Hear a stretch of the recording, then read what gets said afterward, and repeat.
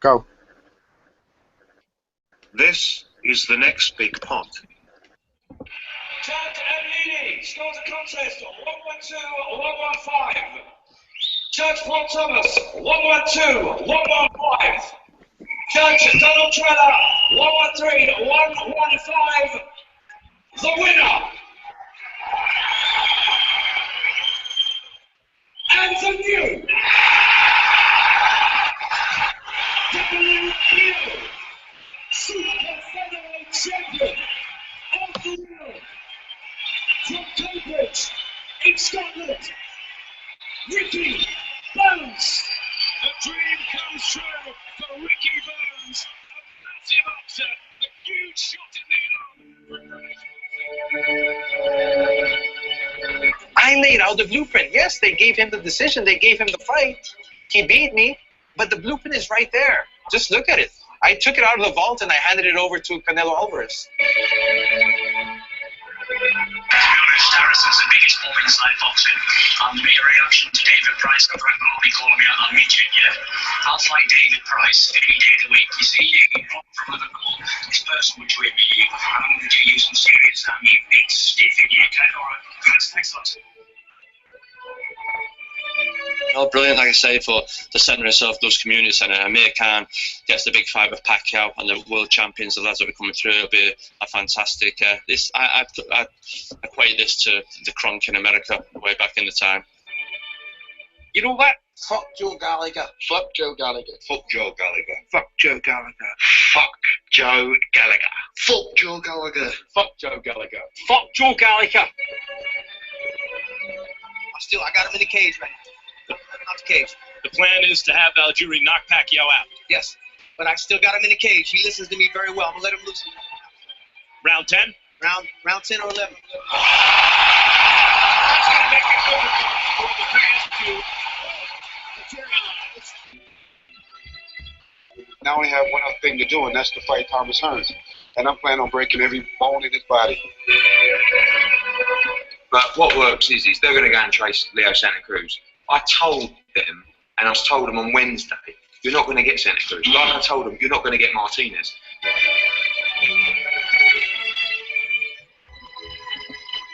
Now, coming to you live, the next big pot.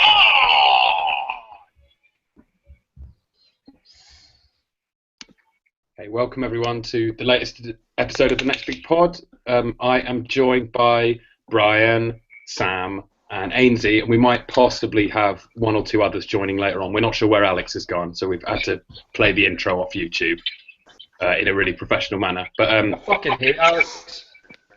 Alex has betrayed us 2 weeks in a row. I don't know. Aye, but he was right on the asylum last night, wasn't he? Fucking sucking the balls clean off of fucking Andy. Aye. Just if anyone's listening live, if you want to call in, let us know, because obviously there's not that much to recap, so we will have a bit of extra time, dead air, as we like to call it in the biz. Sam, you all right, mate? Did you see any fights this weekend? I've seen Frank Mir versus Mark Hunt. That's the only fight I've seen. That was a UFC. I saw Frank Miller versus Mark Hunt. Mark Hunt is the Don. What fight was that? Sorry, are those real? Yeah, it's a UFC fight, so I don't really know. I'm on a boxing podcast, but there we go. You got lost. Yeah, you want UFC Strike, mate? Is this MMA Strike is? Yeah, Cam's been noising me up about it, actually. I don't know if you're enough of a pro, mate. You've only been watching like 10 days. Oh yeah, I've been watching it for 3 hours. 2 weeks experience to get on that show. Did anyone see? Well, let's start off with. I don't know. Did anyone see Mickey Nielsen? That was on the Saturday. That was about the only fight actually on Saturday night in UK time. No, I got that because I downloaded that actually. Wasn't that bad? Who did he fight? This Italian lad. Larghetti. Or was it Larghetti? Yeah, that was it. Who hadn't fought, or who'd fought like a 6-rounder since. Who did he lose to? He lost on points to. One of the. Who was it? Like I say. I'll look it up. He hadn't fought in about a year. Nielsen's obviously a reasonably good prospect. I've only seen him once before this. And he actually, he looked all right. Should have had him out of there in the first 3 rounds, really. had Larghetti all over the place, was catching him with everything. And I think it was a case of the Italian guy just being a bit rusty and taking a while to pick up the pace, because by the end of the fight, he actually came on pretty strong, and he had him basically out on his feet in the last round. So it was actually a really, really exciting end to the fight. Not a classic, but a good, fun fight. Not that significant, I guess, in the context of the division. I think he won some international belt as a result. Not sure how far he can go, really. But, if no one else saw that, we'll move on to... I'll just briefly recap it, because I genuinely don't think anyone saw this at all. Interrupt me if you did, but Hecky Butler lost his either 2 or 3 belts against a completely unknown South American guy on a unanimous decision in South Africa, which is quite a surprise. But apparently, that was the fight Alex had seen. He fucked off, so none of us can comment on it. But he lost. That's a massive shock. Apparently, the other guy was 25-1, so you could have made some serious money if you bet on him. Unfortunately, Cal's not around, so we couldn't get his tips.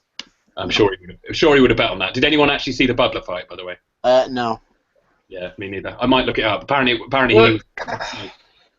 no cunt other than the fucking weirdos boxing forums is going to fucking watch cunts that weigh 105 pun. I mean, I know Alex will fire in that I didn't go into this flyweight, super flyweights to Leon. Right, fair enough. I understand that. But this is fucking ridiculous. Minimum weight. They can't even take themselves fucking serious with its minimum weight. It's just like you are the minimum sort of human being. You are just a wee fucking midget. I mean, see this nightclub that I used to go to, he had like a dwarf, a flint, or whatever the fuck you call them, right? I don't know what the term is now, right? And he was a glass collector. Right? And, Brian, a dwarf is someone who has, arms and legs not in proportion with the rest of their body. So, well, I think he might be one of they fuckers, right? And he was a glass collector. And my mates used to fucking flick their fag ass on his teeth when he was walking by, and that is what the minimum weight is. No cunt wants to watch. These things are fucking tiny. Like, literally, they are the size of my fucking forehead. Hecky Butler is something like 5'1", something like that, and he's, I remember Abner Mares is very short. Mares is something like 5'4", but he's quite muscly. Whereas these minimum weights are 5'4", 5'3", and incredibly thin. They all look like they've got like Kell Pavlik bodies, but shrunk down to sort of 5 foot tall. I know what you mean. But having said that, Brian, Ricardo Lopez is one of the. He was brilliant to watch, and he was 105 pounds or whatever. I know he was like one of Floyd's favourite fighters, but I'm not fucking watching that. No, I went to watch. His fights are actually good though. His fights he could really punch, and he used to knock people out. He was really good to watch. Honestly, he'd always go. Naz was a midget, right? Naz was a fucking midget, but for some reason he went up to fucking featherweight, but he at least carried the power and punch. Like, see if Naz was like a fucking minimum weight, no cunt would have gave a fuck about him. Everyone would be like, look, Bolt, get to the mosque, no cunts fucking want to watch you, faggot. Depends what part of the world you're from as well, to be honest. Like, some parts of the world where people are smaller, like, no one in Denmark is going to give a shit about a minimum weight because everyone is 6'3", and it would look like a joke. Or maybe in South America where people are a bit shorter, they might watch it a bit more. I don't know. But anyway, I think we've insulted all the listeners who did watch that fight. You're a twat if you did. So we'll move on to Mike Alvarado, who looked razor sharp in his comeback. Did anyone see that? I recommend you watch that because Alvarado. I refuse to watch that guy fight. I'm not watching fucking bum fights. He looked so bad, and he said, "I want the big fights," and he said he wanted a Ford Rios fight. Yeah, he'll be used as an opponent. I guarantee it. He'll be used as an opponent. He looked so bad. Like, yeah, but who's even going to use him against though? Because there's not even any upside to beating him. Prospect at 147. There's loads of prospects at 147. He's a name. The name. A 12-0 prospect could knock him out. Okay, then. What's the odds on fucking Hearn getting him to 154 for Brook's 154 debut?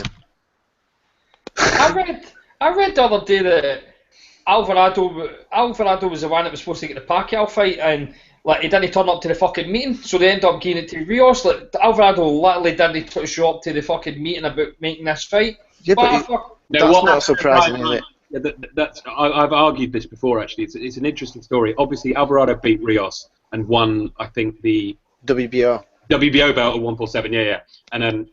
And Pacquiao had at the time, I think, a couple of the belts at 147 or whatever. And, I think he had the 140. Floyd had the lineal, obviously. Yeah. Pacquiao had a couple of belts, and they wanted to unify it. It made sense. Alvarado coming off a big win, Pacquiao coming off a loss against Marquez. It was a good, fight to come back on. And what actually happened was after the second Rios fight, Alvarado had either injured his hand or his foot, and he basically wasn't bothering to go to rehab because he was just out drinking, and he wasn't showing up for rehab. And Arum said, I have no confidence that he will actually get himself healthy, and actually be in shape. So I'm going to give it to Rios because he's ready to, he's ready to start camp. And they ended up giving him Provodnikov, which is, like the toughest fight he could possibly have. As a voluntary first defense, they gave him Provodnikov. I think that was Arum punishing him a little bit, to be honest. That fight basically ended him as a sort of prime fighter. He did fuck all in that fight as well. No. Well, that was one of my favourites, actually. I think it was really underrated. He won a few rounds, but you could tell he wasn't in good enough shape. You know what I mean? But I don't know. I think he's wasted himself a little bit. Well, more than a little bit, but. Well, he went to prison for a couple of years, didn't he? So he lost that time. He's a cholo gangster, isn't he, Alvarado? Yeah, he's proper sort of like violent crime and stuff. Yeah, not beating up women or anything like that. Like actual gang stuff. I reckon him and Rios. The funny thing is they're both in some good fights with each other, but I bet they're both fucking nasty bastards as well. Try and shoot each other or some fucking shit. Apparently Rios used to be, but he's sort of calmed down a bit. Rios always seems pretty sound whenever he's interviewed by Ellie Sekbak and that. Oh, fuck that cunt. We know you love Sekbak, Sam. Can you just drop Ellie Sekbak reporting. Oh, you shouldn't like Ellie Sekbak. Let's all do a Sekbak impression. I'm here with undefeated Dimitri Salita, the best pound-for-pound champion. Have you ever seen that video? He goes, Dimitri Salita has a record of 32-0. Now, you can't tell me that a guy with a 32-0 record isn't something special. Even Manny Pacquiao has several losses, but Dimitri Salita has never been beaten. I wouldn't mind seeing that can fight in fucking the Gaza Strip. In versus Slater rematch. Aye. Yeah, the refs stopped that fight way too early. They maybe should have built a ring at like Jerusalem and had a proper fucking fight there. And if they lay down arms for the day and all that, then whoever wins, it's basically like Hunger Games, isn't it? Like whoever fucking wins can run to the fucking ammo section and just start wiping everything out. Oh, the winner gets the land, basically. It's all or nothing. The winner gets the Twitter account for that. For the next Lion King. You can tweet me abuse later on. Right. Okay. Anyway, so Alvarado looked terrible. He knocked the guy out, but he got hit so many by a complete journeyman. He got hit so many times. His face was really badly marked up after a couple of the rounds. So he's going to get. I think someone tweeted afterwards. He's not like Shane Mosby shot. He's sort of.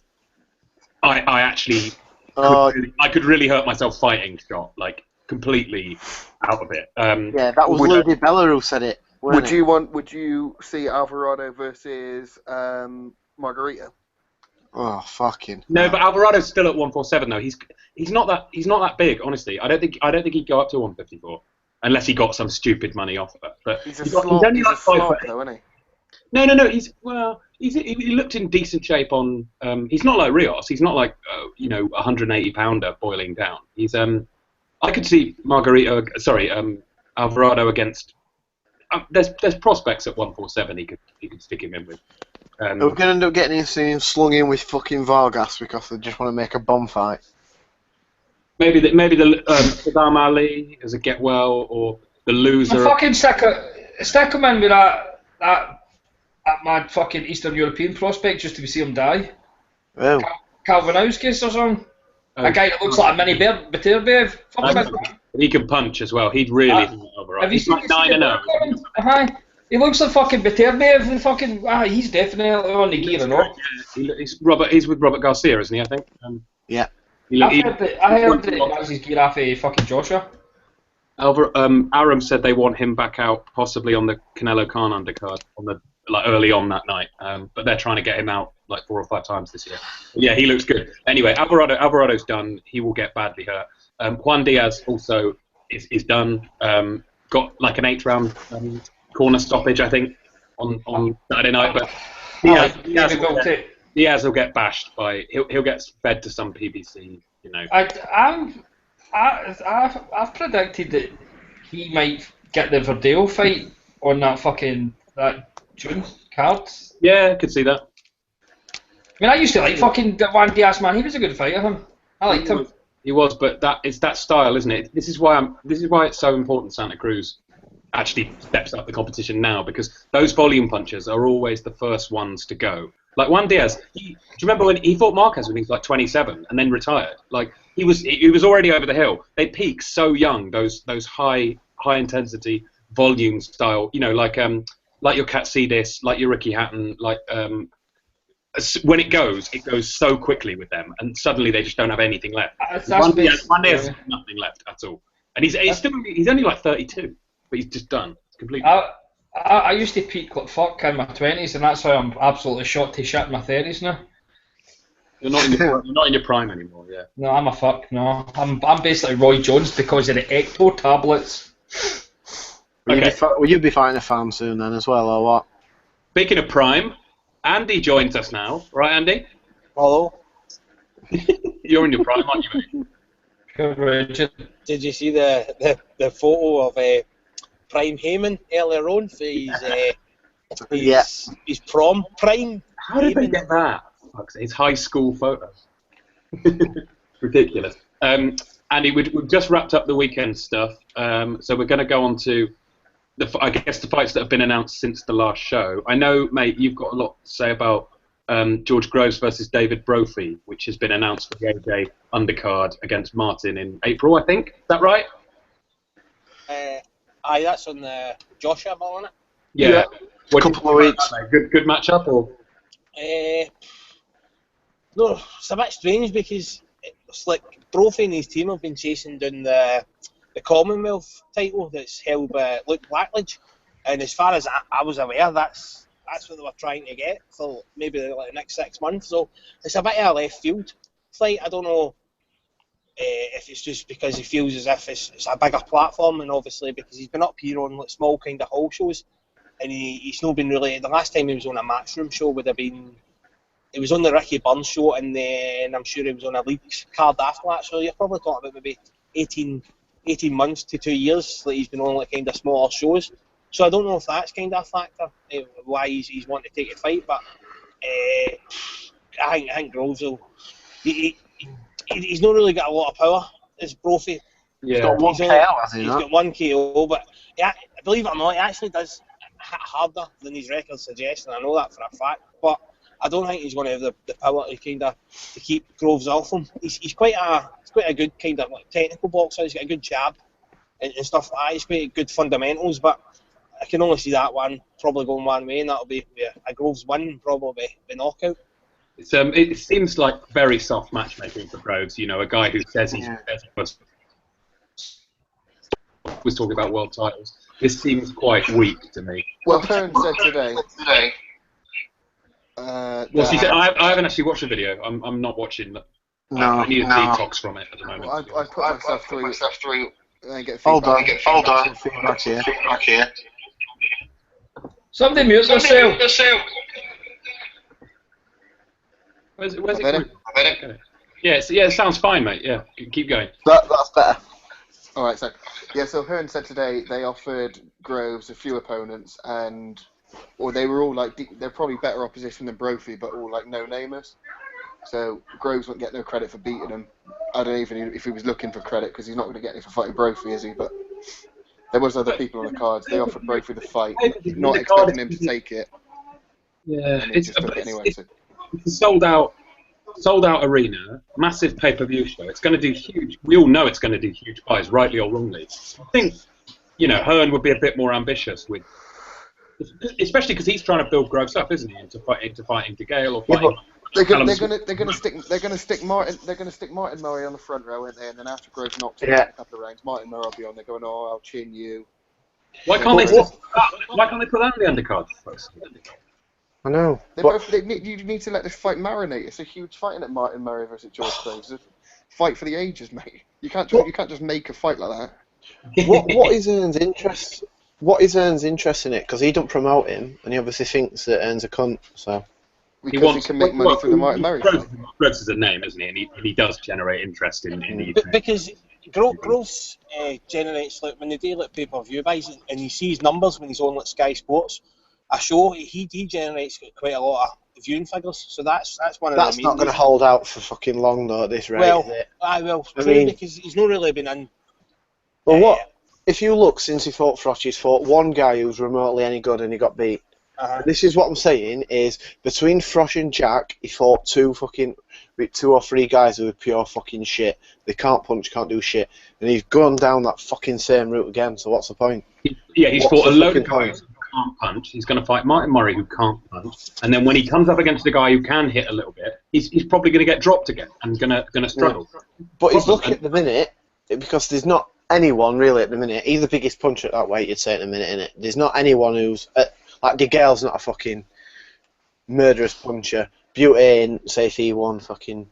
Jack's not a big puncher. If Jack was a big puncher, the fucking. No, Jack's an accurate puncher, isn't he? Yeah. Rather than a big one. Yeah. That Ramirez is. I mean, Ramirez is sort of average. He's not a particularly big puncher. Maybe Callum Smith. I still can't tell how much power he's got really. Beauty's got a dig on him as well, really. But I think he's lost it. Yeah. Abraham's got enough power to keep people honest as well. But I don't think he's going to stop. He's not going to stop him. I don't think. Abraham doesn't knock anyone out at 168. Well, because he doesn't put the effort in, does he? He's quite happy just to win the rounds. Yeah. They're really actually. You're right. There actually aren't that many big hitters. No. It could be Callum Smith. He might actually have single punch power.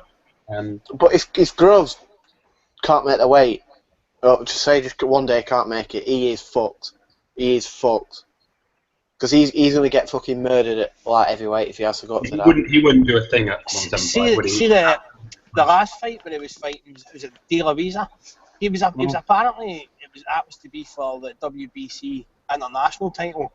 And Brian will like this, I read this in one of the WBC fucking press kind of things. Fuck's sake, Andy. Groves had apparently turned it down kind of thing because he couldn't make weight before. He couldn't make 168 before the fight. I think apparently, according to WBC, even into the ring then it was about 172, 174 pound.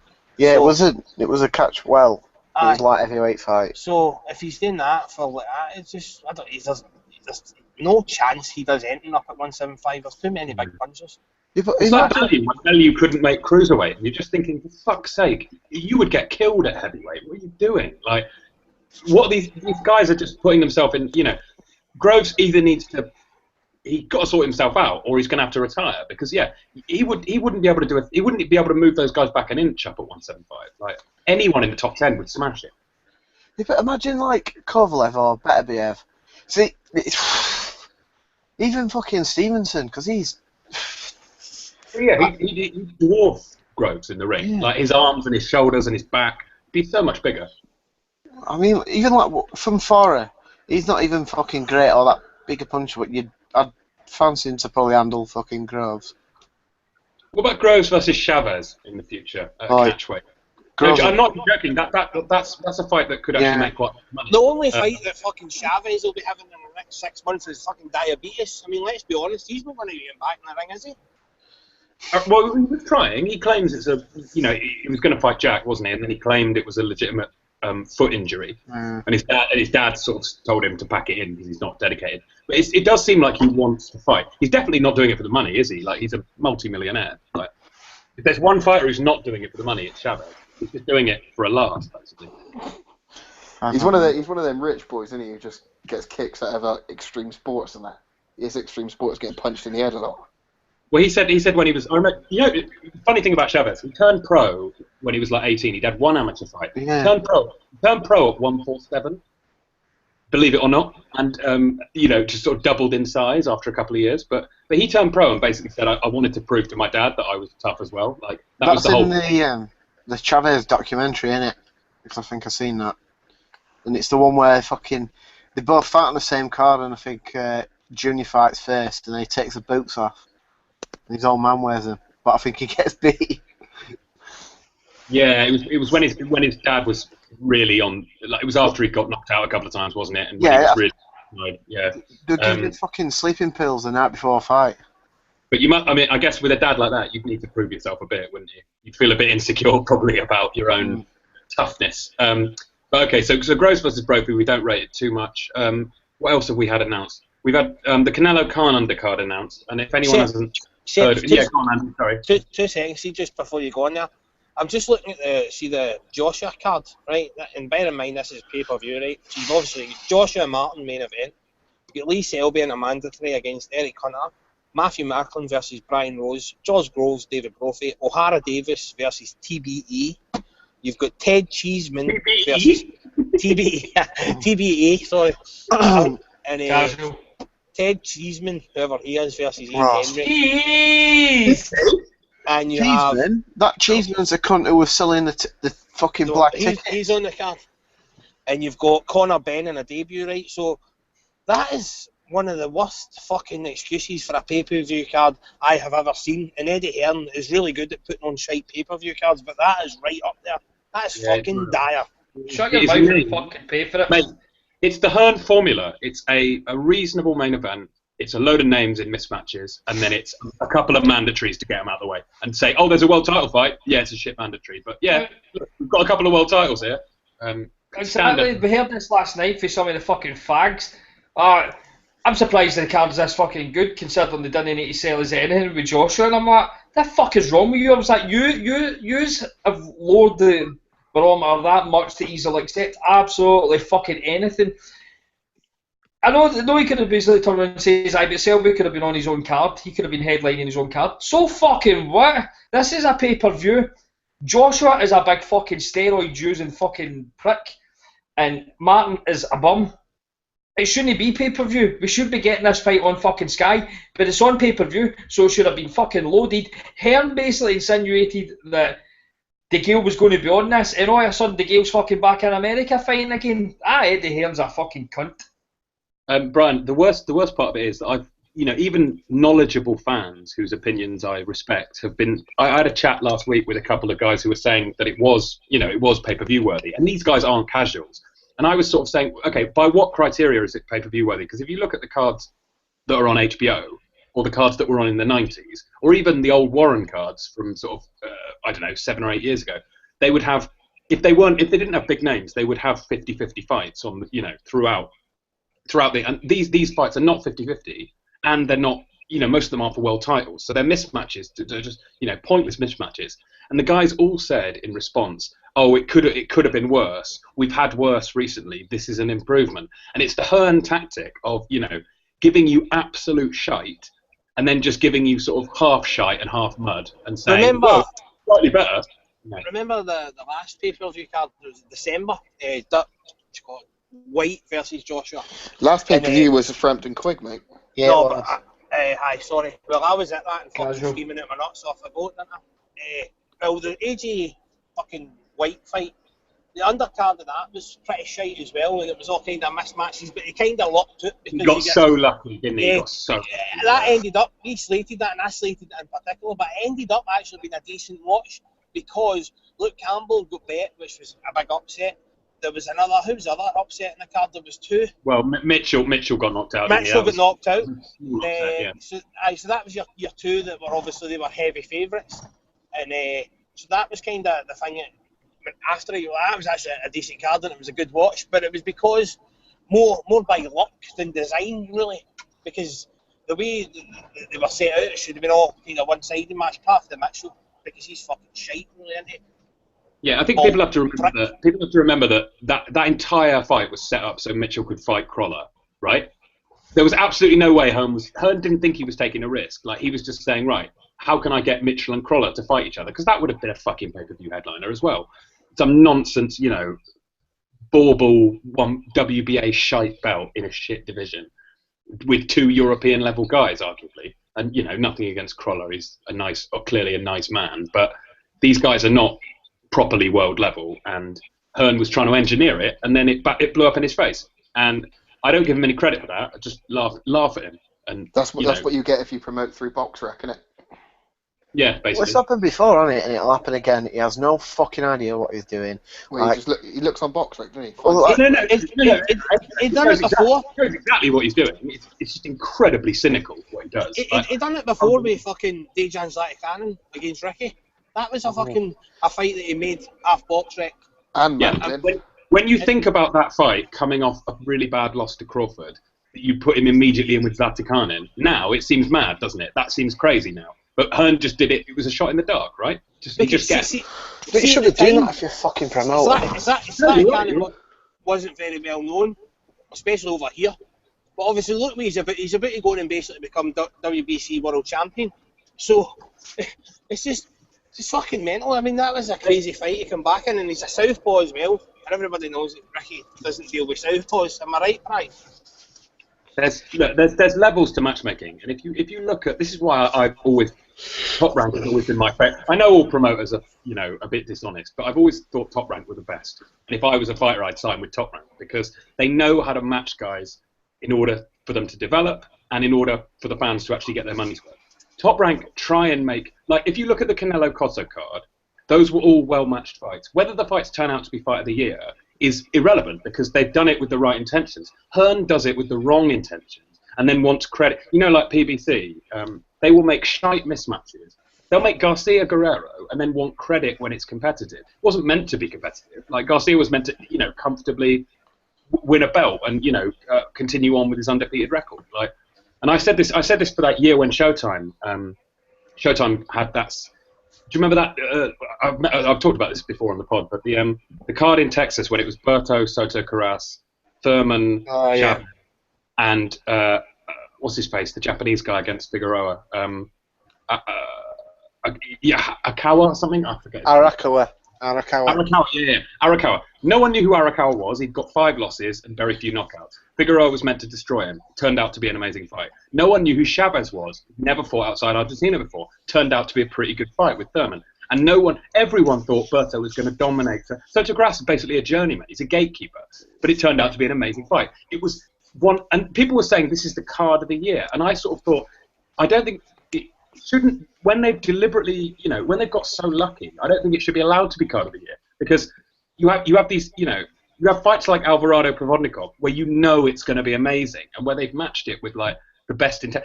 Matisse Provodnikov didn't turn out to be the best fight ever, but it was, you know what I mean? They made it with the right intention. Yeah, they're making it with the intention of it being a good fight, not making it with the intention of it one-side walkover, and then it doesn't pan out like that. I think Vargas Miura, when that was made, do you remember on the pod we said at the time this will probably be Fight of the Year. You can never be sure, but it probably will be because it's been made purely from an action standpoint. And I think that was made because Aram anticipated that Canelo Cotto would be maybe a bit of a chess match, and they would both try and box each other. And he thought, because he's been in the game long enough. Hearn would never have made that fight for a start because Aram promoted Vargas, remember? And he brought this Japanese guy over with a crazy knockout ratio and went, okay, it's going to be a war. May the best man win. Hearn would have tried to get Miura stripped, bring him, bring the vacant belt over. It would have been so much bullshit. Try to get fucking, I don't know, John Wayne Hibbert in the top 15 or some nonsense like that, and then have, fucking another trade fight or whatever he likes to talk about. I hate it when he says that fucking word because all it means is he's picked 2 fucking guys who are pretty shit, but he's clinging on to the fact that it might be a decent fight. That's what he means when he says trade fight. He'll call Sorry, Sam, go on. He'll call Dave Ryan versus the King, Ronald Garrido, a trade fight. Yeah, he fucking will do. No. A trade fight is when it's a evenly matched fight that's not for a world title. And when it is for a world title, it's a mega fight in a stadium, probably in Wembley. That's basically, he's got 2 levels. That's it. There's no middle ground at all. I just think when Aaron looks at an opponent, he doesn't think, who's the best we can get for blah, blah, blah. He thinks, right, who's the worst opponent we're going to get without getting too much shit and that people will come and see. That are his 2 fucking criteria. Yeah. It's damage limitation, basically, every time. Because he knows that there are idiots who will just buy whatever they put out because he's cultivated that market. Brian, you've been very quiet. Do you want to rant about anything to do with Shannon Briggs or Groves? I don't even know what he's talking about. I fucking zoned out. What we're talking about the undercard for the Joshua card in April. It's fucking garbage.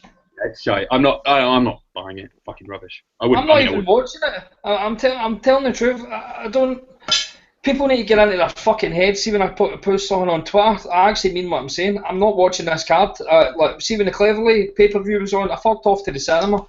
And yeah, I didn't. I went out that night. I didn't watch it either. I'll not be watching it. I'll be getting text updates off of a fucking big I will watch the main event. I think I will watch the main event. I'm not going to watch the main event either because it's an absolute fucking scam. We all know Hearns basically admitted now that he had some sort of agreement with Dover. If Glasgow won, maybe the next fight would have been with Joshua. So this was all fucking planned all before. As soon as they seen Fury winning that belt, they all started concocting a plan. It's fucking scummy. I mean, he stole the belt off Fury, didn't he? Let's be. I mean, I can't be asked to keep going on about fucking Hearn, right? Because people think I've got some sort of weird obsession. I've not got a weird obsession with Hearn. It's the fact that he pumps out fucking interview after interview after interview every single fucking day, and all he does is lies. And people were saying to me, I say, he does this all the time. So what are you shocked at? I was like, it's just the part of boxing. You need to accept it. I was like, I don't need to fucking accept anything. I'll keep up doing what I'm doing. I'll keep fucking pointing out that he's bullshit. But this fucking card is a joke.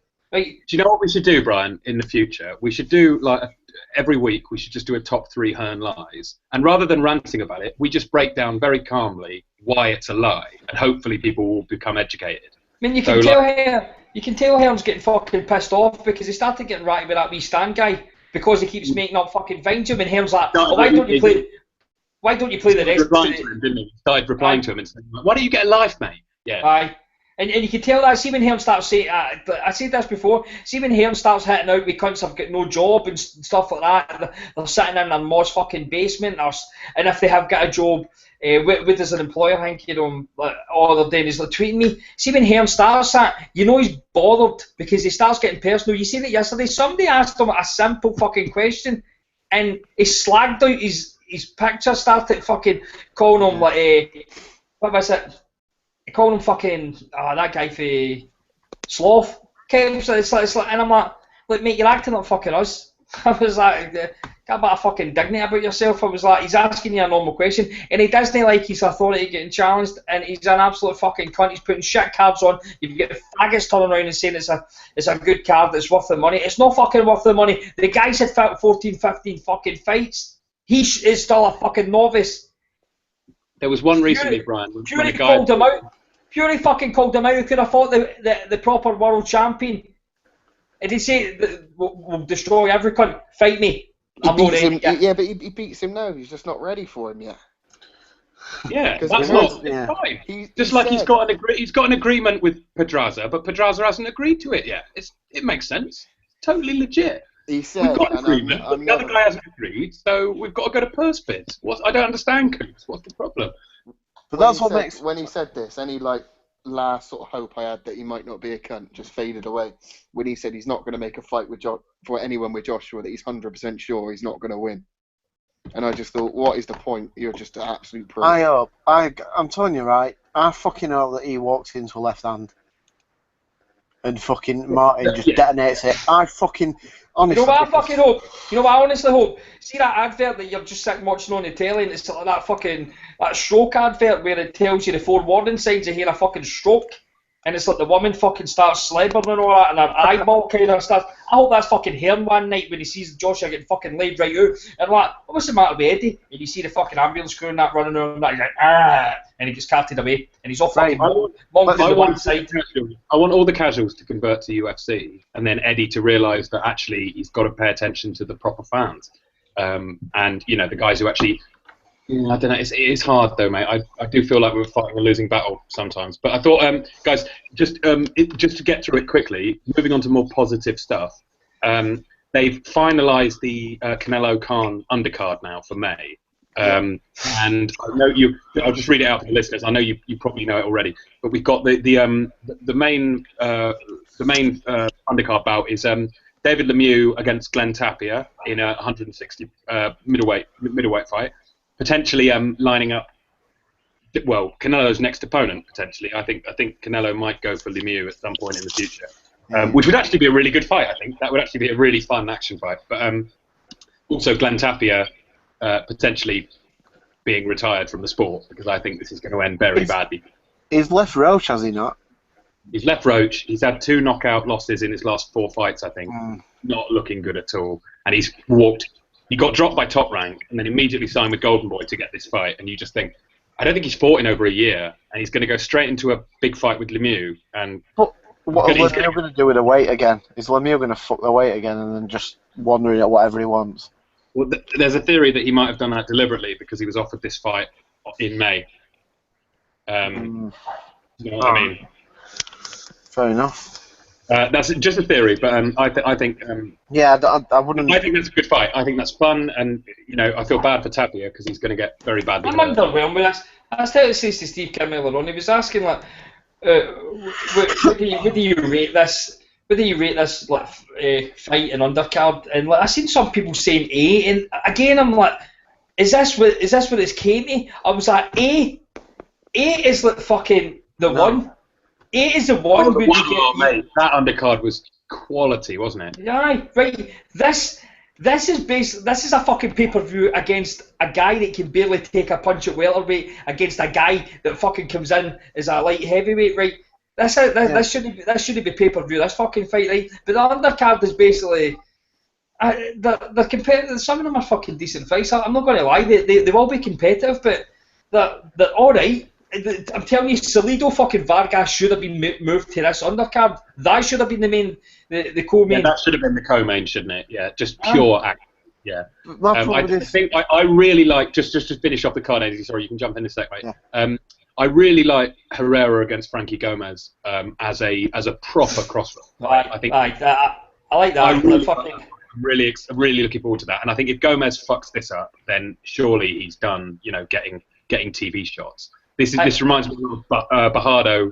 Remember when after Bajardo had lost a couple of times, and they put him in with Jesse James Leha, they put him in with Steve Forbes, and they were like, seriously, you've got to beat one of these guys eventually if you want to make it to the top level. And he couldn't beat them, and he ended up retiring at 26 or whatever. And this is Frankie Gomez, after fucking up a fight against Soto and another fight, I think blew the weight on an HBO card last year. So he's got a chance against Herrera. Not an easy fight, but again, Herrera's the sort of guy you need to get past him if you're going to get to. Herrera's ruined fucking Danny Garcia's career, but flatly he is the guy that ruined Danny Garcia. There's definitely some fucking basis behind that. Definitely, unless you go for the theory that Matisse took it out of him when they fought, and then that fell over into the Herrera fight. I maintain Garcia got so lucky in that fight against Matisse. Just everything went his way inside the ring. And I know I sound bitter saying it. Boxed well that night, though. Danny Garcia boxed well. Yeah, and he closed. Matisse was comfortably winning until his eyes closed. And his eye closed off a backhanded, literally like Garcia was trying to push him away.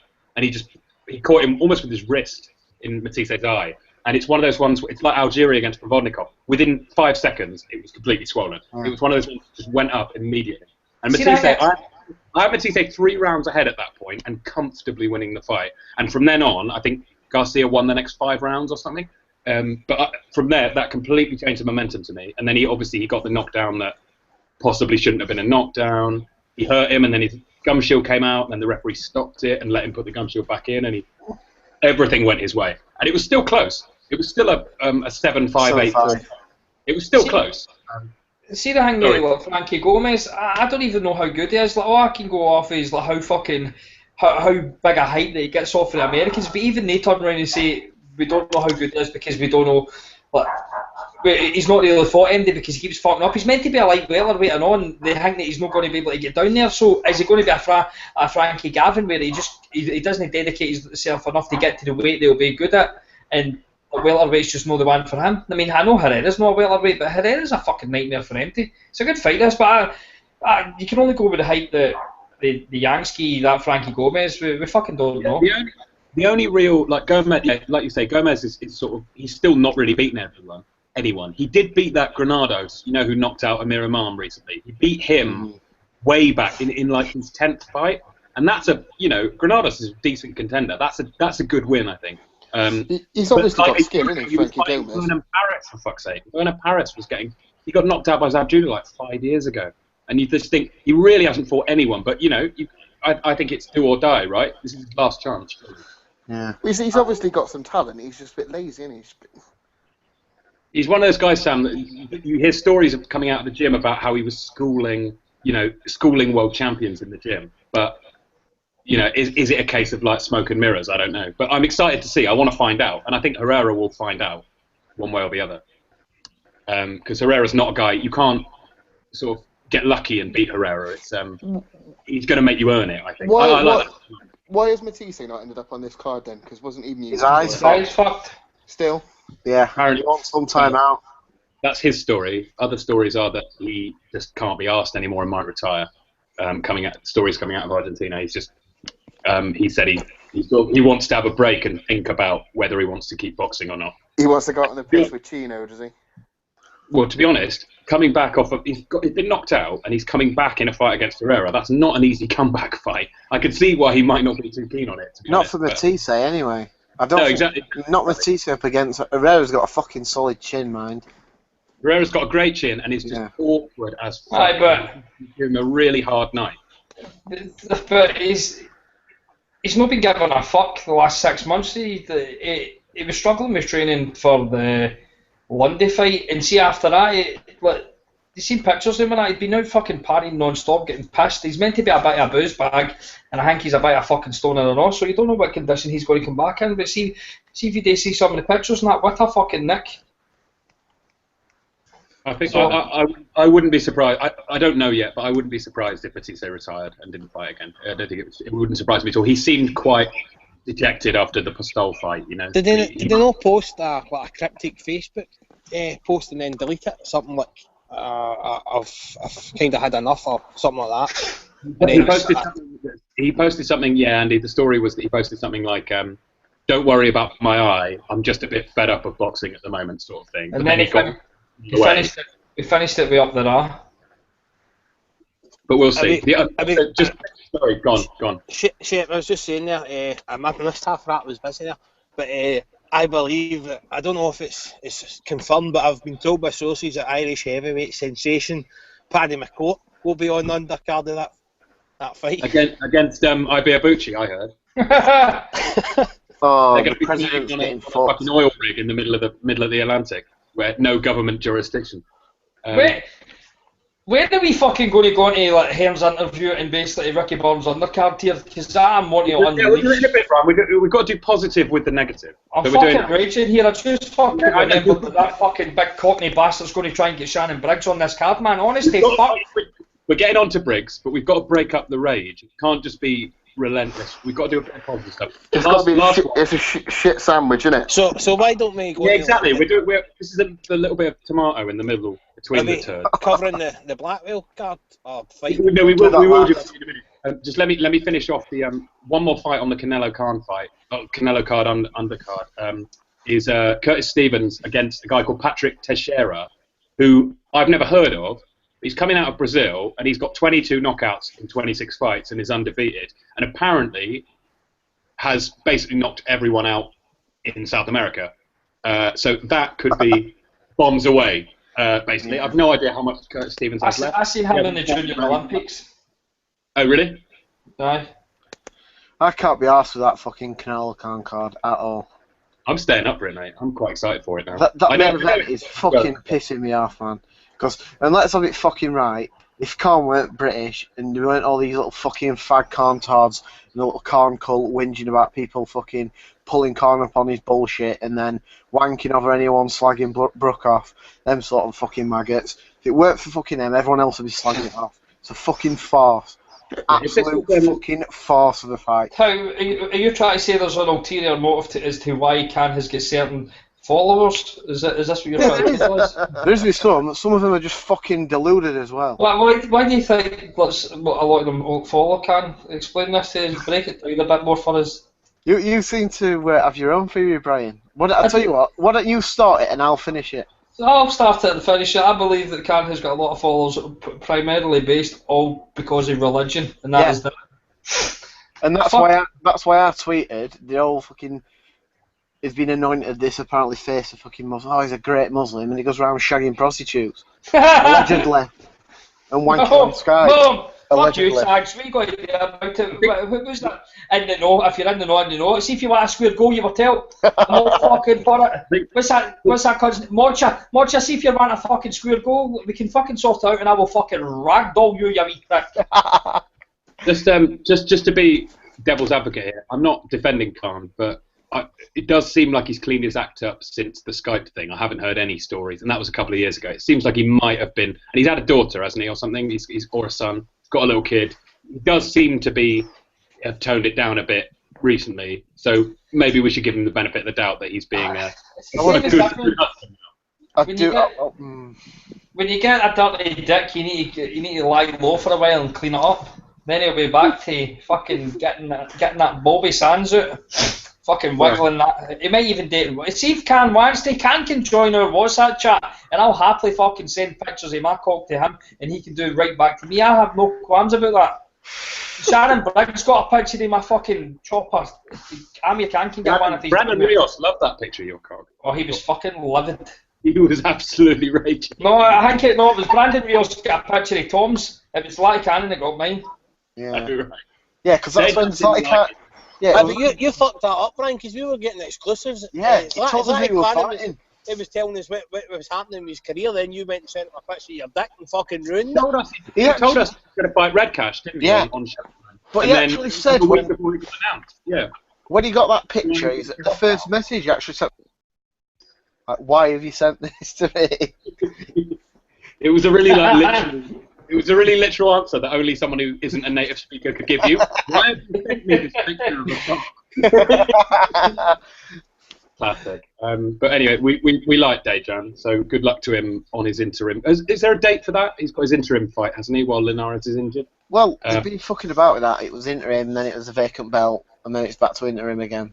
But obviously Frank Warren's making the Linares fight anyway, because he didn't talk shit at all. Fucking die. Just had a question, guys, actually on this topic. Basically saying, we think Hearn has a tendency to do mismatches, rightly, I believe. Do we think that Magaesa against Warrington is a mismatch? No, I'm looking forward to that. Right. Nobody even knows who this guy is other than they get his fucking cunt kicked in off Rigo. Yeah, that's right. Hands up if you've seen him more than once. I've seen him once, I'll be honest. I've seen the Rigo fight, but yeah, put in Rigo, I've never seen him. Like Warrington's not exactly Pernell Whitaker, is he? If he can clip Rigo, he can clip. But this is basically the argument with like Crawler and Barroso. We've seen fucking one fight in this Barroso, and people are like forming the opinion that Crawler's going to get wiped out here. We don't fucking know. We're just going off the fact that we've seen one fight. No, and Rigo. Remember, Crawler's been knocked out before, and Rigo's a bantamweight. Rigo is a fucking bantamweight, and that Magaesa came in like fucking about the weight of Frankie Gavin.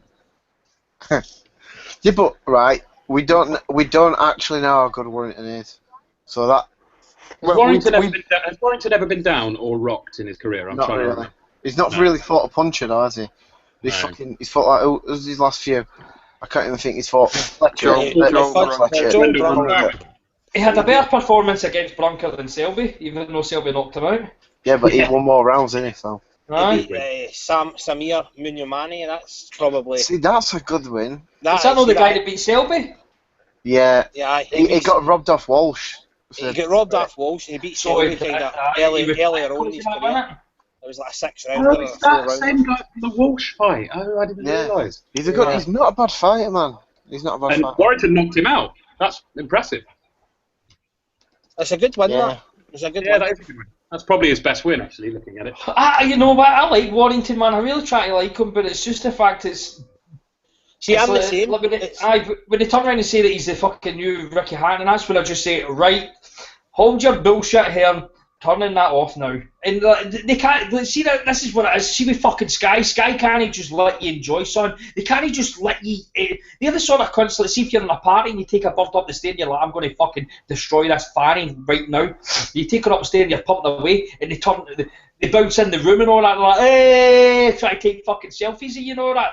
That's fucking Sky. They ruin fucking everything for you. They don't even let you shoot your muck. I fucking hate Sky. They just take it slightly too far every single time. So a good fight turns into fight of the year. Fight of the year turns into the fight of the decade, etc., etc. They just crank it up a little bit too much, and an average opponent turns into a really live opponent, and so on and so forth. But Okay, so Warrington and Magaesa, yeah, reasonable fight, not a mismatch. We'll say that much in Hearns' favour. But yeah, Brian, do you want to talk about Ricky Burns quickly? That card's been finalised now, hasn't it? All of it. That card's fucking shit. That's an all fucking shit card. Proper shit card, and I do not know how the fuck they're. Mate, I get. Has the undercard been done? Or not? I get you're trying to troll me on the chat here.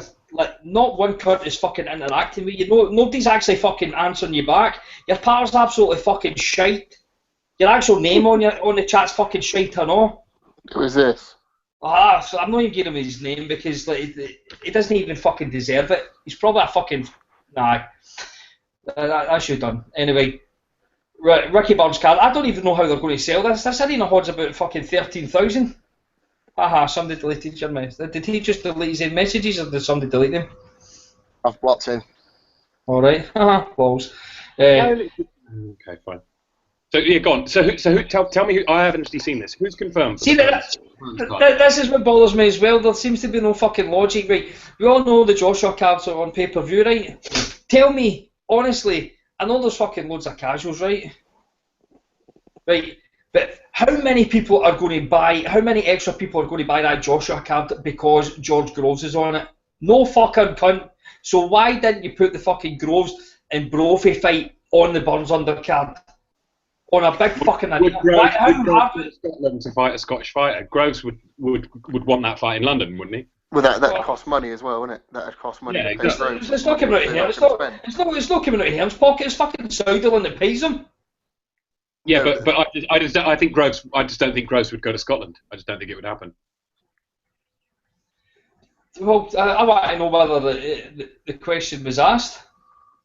But anyway, we need to get Ricky on the pod. You lot, he follows you lot. You need to work on it. He's not once fucking replied to me on DMs or nothing, man. I've fucking DM'd him. That's because you're a freak around him. He probably thinks you're going to murder him and wear his skin. Yeah. The only one Brian doesn't send his cock to. That's how you know when Brian really likes you. You'll be doing your round wearing the skin of Ricky Burns before long. Oh, how good would that be? I would love to just basically.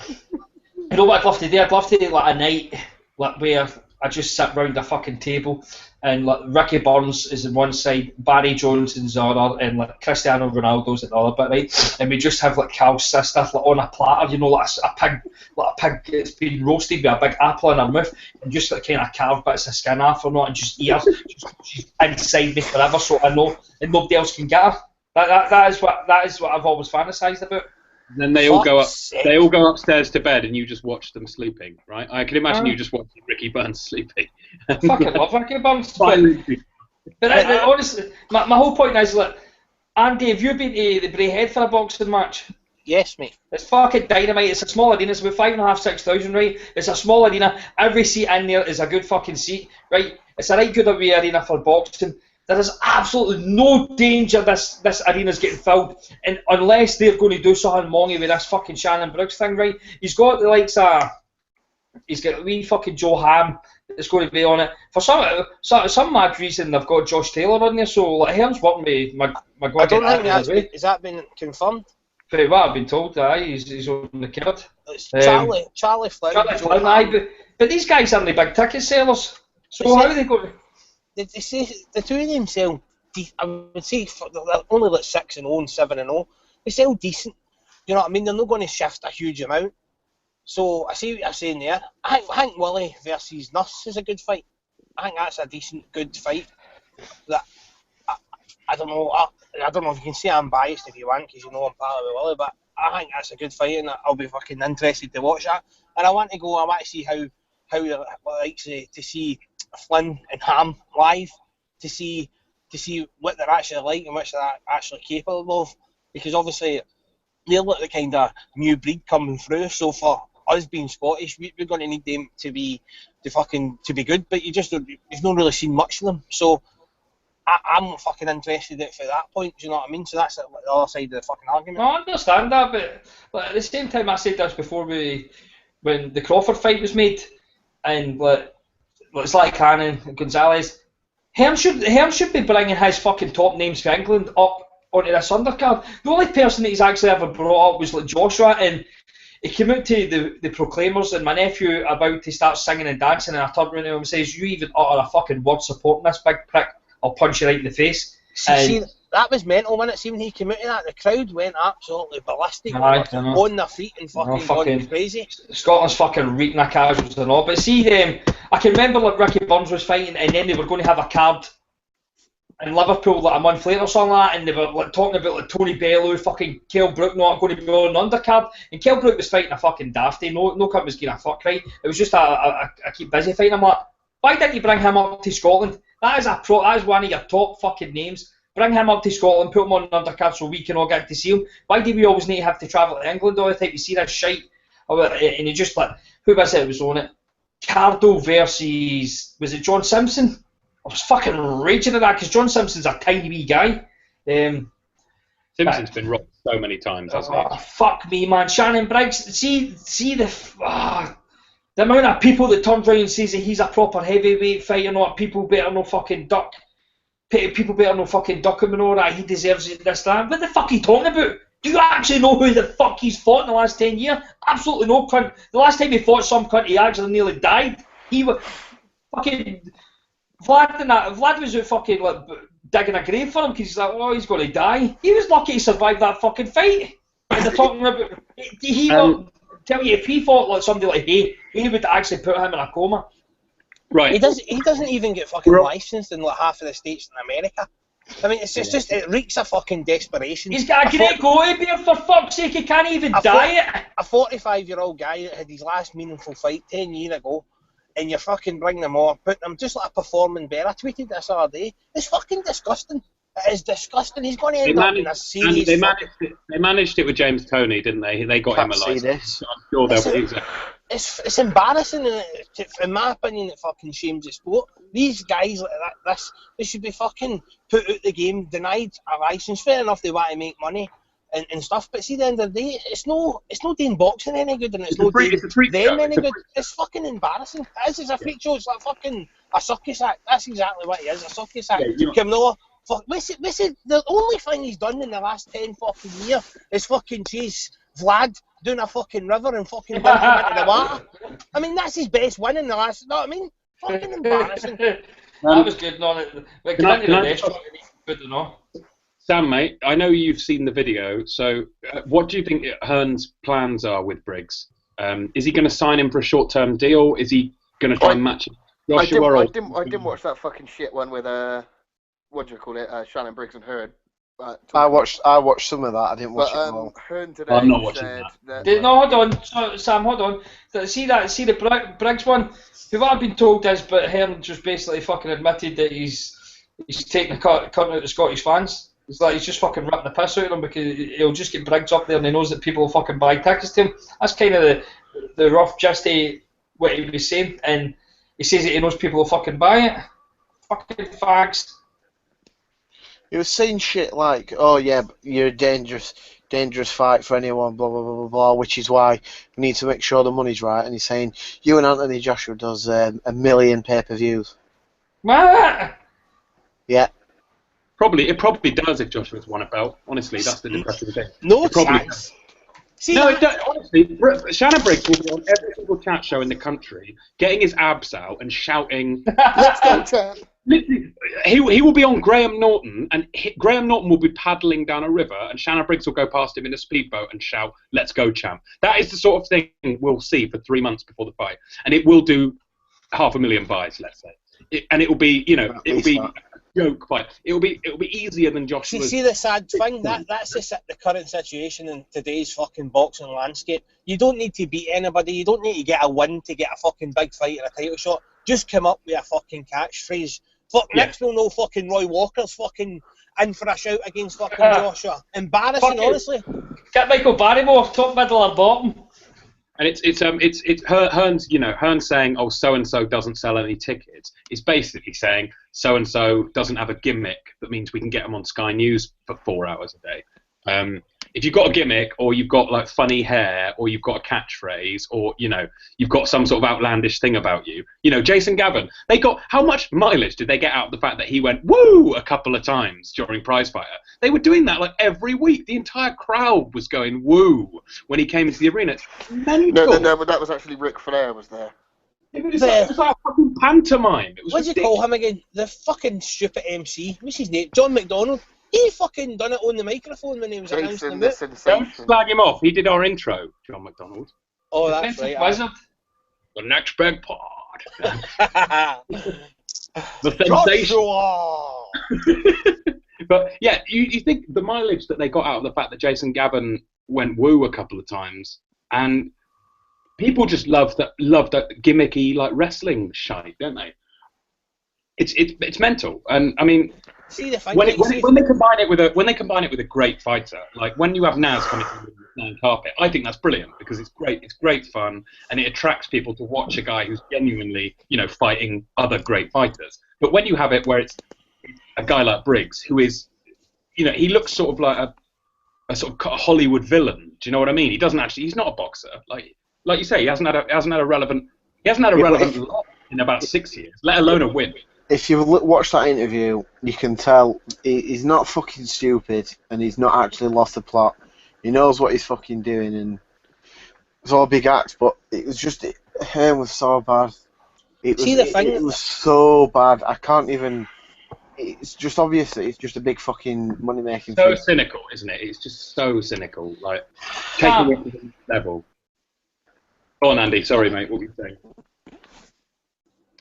Sam O'Brien.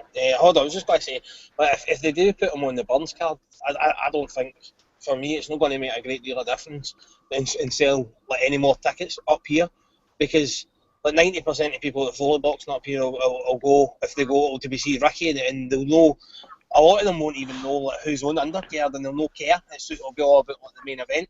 So unless that's just like his first kind of step to introduce him to like the fucking like the Sky audience or whatever, and then they'll go and put him in with somebody I don't know.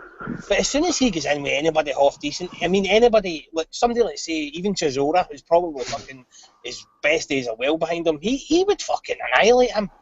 You're going to need to put him in with somebody like a really soft kind of touch, like who would you say, like something like Paul Buckland or something like that, Cornish. Somebody, he's gave up the boxing, he's on the fucking farm again. Yeah, he's fucking back to like doing his joining, isn't he, or something? Yeah, ridiculous. I don't know if he'll be back again, to be honest. Yeah, it wouldn't surprise me if he never fought again. Yeah. When did he ever join? He was a joiner, wasn't that his job? He's a joiner? He wasn't a full-time boxer, he was a joiner. When did he ever fucking join boxing? He's been shot all his life. That was a 50-50 though. Yeah. It's very cool. No, but Going to the fat casual doc who's fucking got about 30 different accounts. I want Sam to give a rundown of fucking Hearns bullshit today, just so I can unleash. Right. Well, basically, Brook is moving to 157.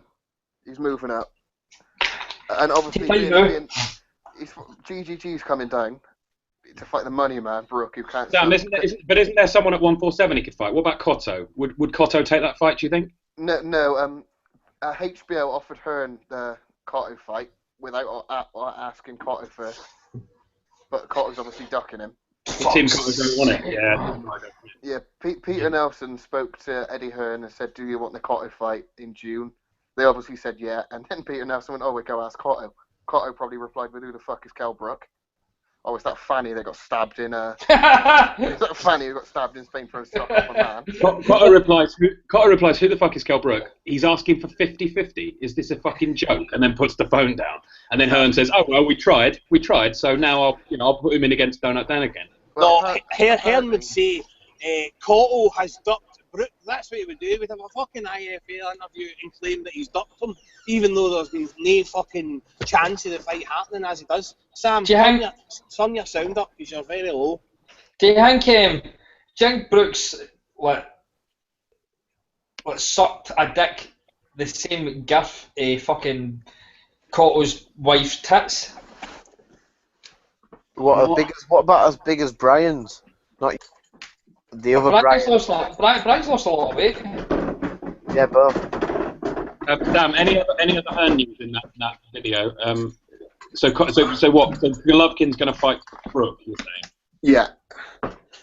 Guess that'll be at Anfield, I'm guessing. No, that's a Wembley fight. Bramall Lane again, innit? Hearn said it does Wembley. Yeah, alright. Which Wembley? What, Wembley Arena? What do you mean by that? Wembley Stadium. It fills it out. Fills it up. I'm going to punch his cunt in one day. I don't believe it, and I do not believe it until I see Jeff Powell tweet. Until Also, he tweets. There's no way it fills Wembley. No way. Like, the average, most of the casuals don't know who Golovkin is, let alone Brook. And we've been through this. Brook can sell 3,500 at most in his hometown, defending his world title. So yeah, there's no way it does well. Brook doesn't even do the. Actually, they wouldn't have it at Anfield. Anfield has too high standards for boxing. Everything in the past few weeks just says, why the fuck is Brook staying with Hearn? Because he obviously can't bring him a fight. He talks bullshit and makes him look a bigger idiot than he was before, and he's done next to no promotion for this fight as well. And I also think someone's missing weight on Friday. Why? Well, all this bullshit about him moving up's come all of a sudden. Well, it's because Khan's moved up. Who's been saying that? Because I saw that on Twitter, but I don't know who's actually said it. Well, fucking Hearn said it, hasn't he? We all know full well Kell Brook's career has been based on chasing Amir Khan. So of course it doesn't matter what Amir Khan could move up to heavyweight and Kell Brook would start chasing him up there. I wish he would. I wish they would just tell us who it was that stabbed them. I say this every week, but they say that they know who it is, so fucking tell us who it was then. I know it was. I'll go and say it. It was Paddy McCourt. He also Paddy McCourt, the undefeated Irish. Yeah, that's why he's not fought in a while, because he's banned. You'll enjoy this one, the Scottish boys. Ainsley, don't bring Paddy's good name through the ringer, alright? He's not fought in a while because he's got an injury. Nothing to do with that. He gets shot down Shannon Kell. Paddy's a good lad. He works hard in the gym every day, and he just wants to be the best fighter he can be. He's a good role model, right? Exactly. He doesn't take drugs. He fights. He takes on big fights. He takes on challenges. He lives the life. This boy is going away. Listen to Pops. Paddy McCourt will be a world champion in the next 18 months, ruling the division. Did anybody see any of the comments that was getting left with this fucking interview? Was people actually believing Hearn's bullshit that he says that he can clean out, he could rule fucking 154 division? Like, I can tell you right now, Brook does not beat fucking 100 for a start. Hold on, stay there. I screenshotted a few comments because it made me laugh. One person, Saucy Pigeons, said, I want to see Bellew die against Makubu. Tony has looked shit at cruiserweight. I'm a huge Makubu fan. Then he got a few replies saying, what a scumbag you are. I hope you die. I imagine them people are scouts. There was another one. If Eddie makes Briggs versus Joshua first event... this was one I screenshot because I couldn't believe someone said this. If Eddie makes Briggs versus Joshua first events, providing Joshua wins, I will forgive Eddie for every shit fight for the last 2 years. Let's go, champ. Wait, what's his name? I need to go and fucking search him to absolutely ruin him. What's his name? Brennan Bread. It's got to be a joke. It's got to be a joke. Right, it's to spell it. I think so. Spell it. B-R-E. B-R-E. N-N-A-N. Right. Space. Bread. Is that an egg? Huh? Is that an egg? No, this is on YouTube. This ain't Twitter. Alright. I was going to fucking baptise him there. Well, if any of these people are listening, should make themselves known. Fucking Shannon Briggs, man, it's unbelievable. This is what you get with the new age, like, fucking X Factor style boxing fans, like these Towie fuckers, the reality TV. They see a couple of interviews with somebody with a bit of fucking power about them, and all of a sudden they want to see them fucking fight. Could you imagine like them doing like Chael Sonnen going on and doing a boxing interview and be like, he's the best fucking fighter in the world, get him in with Floyd Mayweather, man, he is fucking mint, he talks the talk. Honestly, fuck. It's not even good patter. He says, let's go champ, and shouts it a lot. It's not even... It's funny the first few times, isn't it? But Tyson Fury's got good patter. He actually says funny stuff and will give you an original quote every time. Yeah, Like, people hate him for that. They want to see him get sparked out by some big roided up. they just like catchphrases. It's like AJ, isn't it? They love all the fucking catchphrases he posts the entire time. About, Honestly, if he does get a shot at a fucking title, right, on the back of basically having a fucking catchphrase, it's really, is that sport is just fucked, isn't it? I mean, Well, really, what Hearns that's said, so bad. What Hearns said is he can give him the platform to the big fights. Not that I'm going to make him first defence against AJ. He didn't say that, but we know that's going to be the plan, isn't it? He's going to fight a few stiffs and then get offered a pay-per-view fight against Anthony Joshua. There was an interesting little bit in that where he was speaking to Briggs, and he sort of says, "Well, we have to decide what you want. So you either, obviously, you're not going to fight anyone that good if it's a shit money, and you're not going to take any risks you don't need to take." It's like, for fuck's sake. It's just, I don't know. Shannon Briggs. Shannon, is there not a duty, British Boxing Board of Control, or even like Eddie Hearn as a promoter, to fucking save these people? It doesn't matter whether you can pass like some sort of fit and proper test. Surely you should know that this guy should not be over here fighting. But they don't give a fuck. That's exactly the point, mate. That's what I was saying. They don't give a fuck. See if they can make a few extra quid off it on the back of it. If he sells an extra few thousand tickets or whatever, they don't give a fuck. They do not care about that guy's health or care about the fact that he should not be anywhere near a fucking boxing ring. I know that's just horrible to say. Well, it's not horrible for me because I really don't give a fuck anyway, man. I hope some kid dies in the ring one night. I really fucking do. We'll see how. I can tell you right now, there might be casuals listening to this, right, and there probably fucking is because they're everywhere the wee pleb bastards, right? But Barry Hearn fucked off for the sport when the sport actually needed him. He got to fuck. Right, and see as much as like Frank Warren's a crook bastard, Frank Warren fucking stuck it out when people were fucking dying in the ring or like taking bad fucking heavy defeats. Barry Hearn got to fuck because you know why? Warren got the Sky deal. Barry Hearn couldn't compete. It's a bit like now, ain't it? Nobody compete with Eddie Hearn. It's funny that, ain't it? But Barry Hearn fucked off, and I can tell you right now, see if the shit hit the fan, Eddie Hearn will be fucking off as well. These guys aren't fucking loyal. They're just interested in the fucking money. They don't give a fuck about the sport. They don't give a fuck about the fans. They don't give a fuck about nothing other than a fucking profit. And I know people are a lot of people. Hold on. You'll enjoy this one then. He admitted that he made a loss on the Burns Lettercan show. We know that. We know he made a loss. I was there. I would say, what's the break he told Brian, about 5,000 or 6,000? Aye, it was half full. It was half, mate. You're probably talking about, I don't know, 3,000 maximum, I would say. Why was it so poorly attended then? Was there because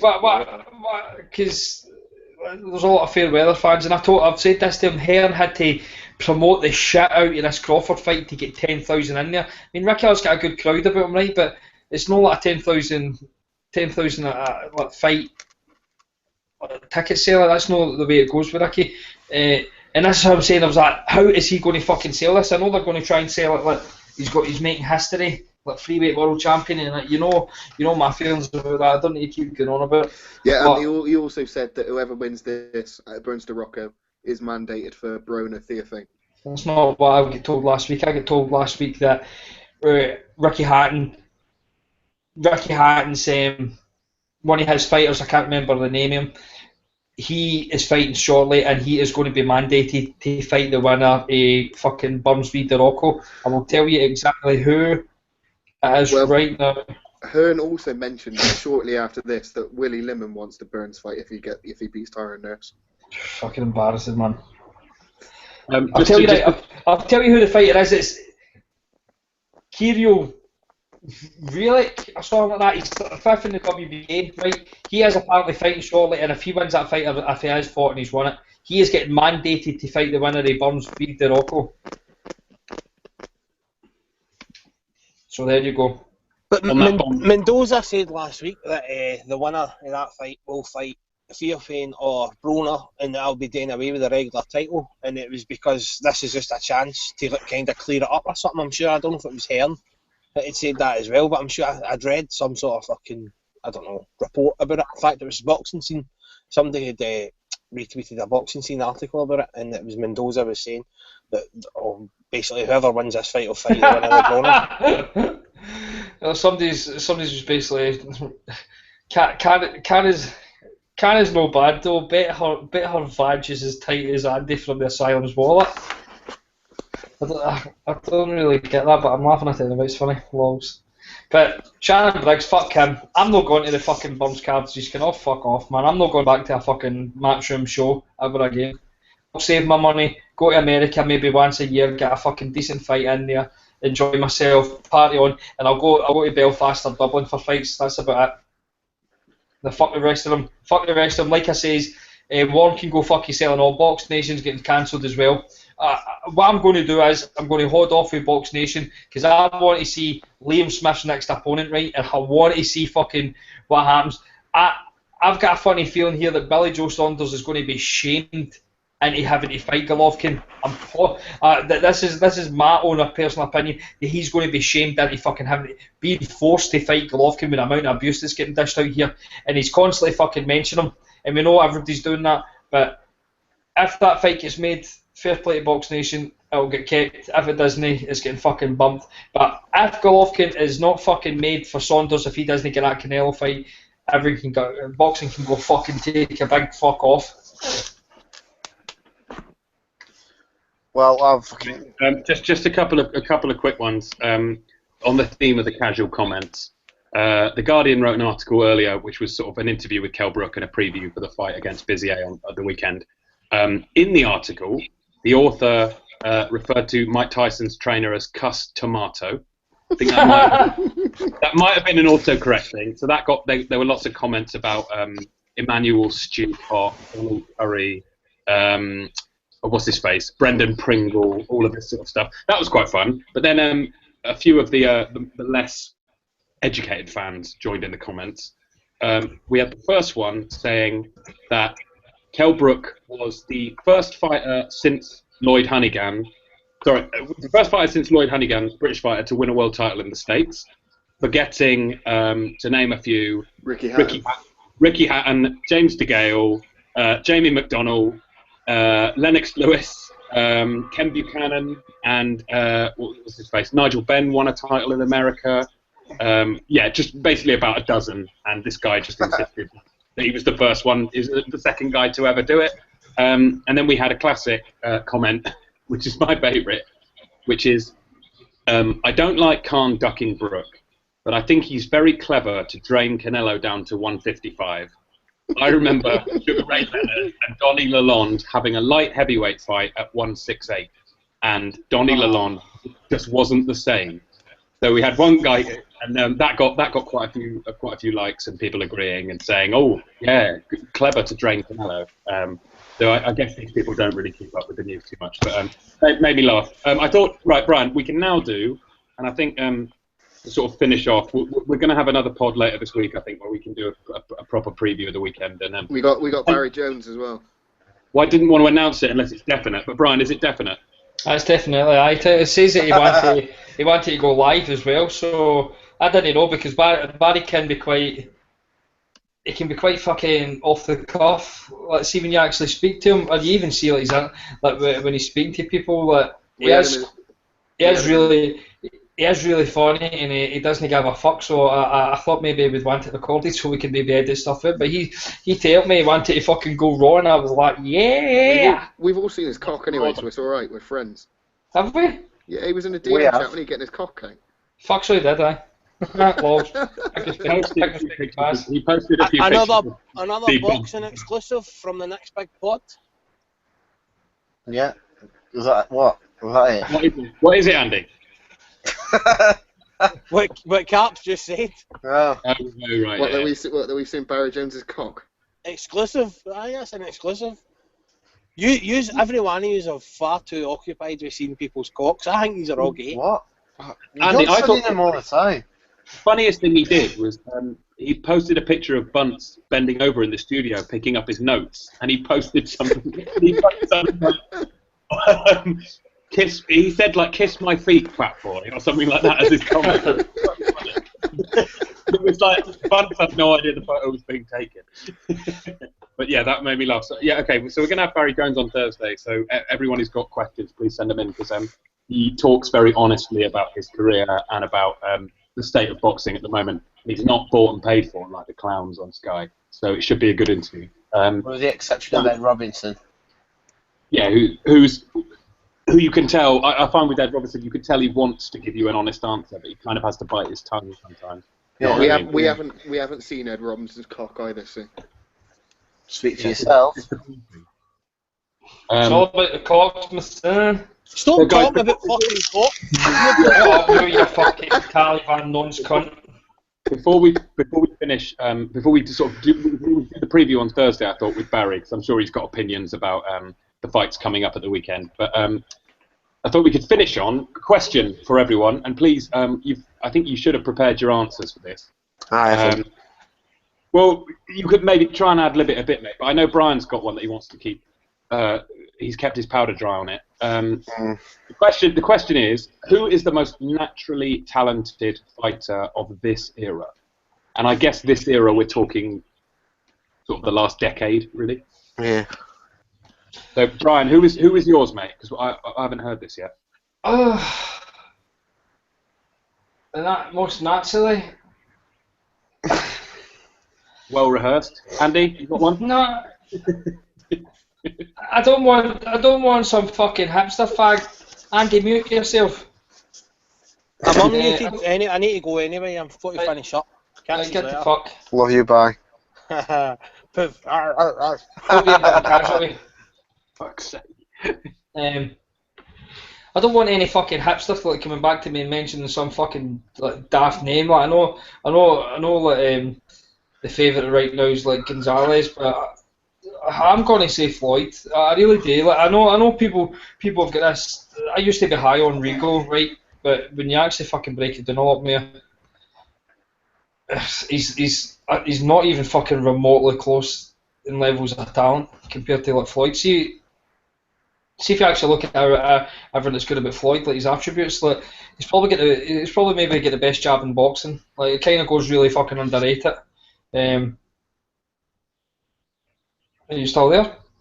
So do you think? Yeah, but do you think Floyd is? Do you think that's natural talent, or do you think that's Floyd's work ethic making him a better? I don't know. We've seen it.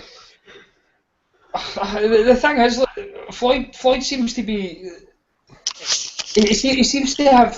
There's two different fucking careers of Floyd. There's like Money Mate and like fucking Pretty Boy, where the two fighters are two totally different, and he had to like kind of change with regards to like his age. But I mean, to people turn around and say like, oh, like fucking Rico's defense is great. He's quick and all that. But see, Floyd always stays in the pocket, and he lets a guy miss him with like kind of millimeters. And Floyd's always the one that's coming off better with like the punches. But I see Rigo's always he stays in there too long, ends up getting fucking cracked. He's not got a fucking great chin either. His speed is ridiculous. I'll give you that, but that's because the guy's a super bantamweight, and people need to remember how fast Floyd was. Brian, aren't you just you're arguing sort of the best boxer of the era, right? But I think naturally talented, I think it has a slightly different meaning, and it's really you're talking about the guys who could take a fight on no notice, not really train, and still get something done. Like to me, Floyd and Rigo are guys who've trained hundreds of thousands of hours. That's basically you want to pick something like a fucking James Toney then? No, I think Tony's not that shout, not from this era obviously, but I think Tony is actually a good shout in terms of naturally talented. What about Hopkins? Yeah, but Hopkins doesn't just rock up. He's fucking. He picked up the sport late. I always felt he was a student. I've got my answer for this, and I actually think I've got it right in terms of this era. No, genuinely, I can't think of someone who embodies it more than this. Basically, the basis for the question was that if we say Roy Jones is the most naturally talented guy from the era before, which I think is probably true. If you looked at the stuff Jones did, it was stuff that you couldn't teach, you know. And if we take that to, and obviously Roy Jones is no longer the most naturally talented fighter around.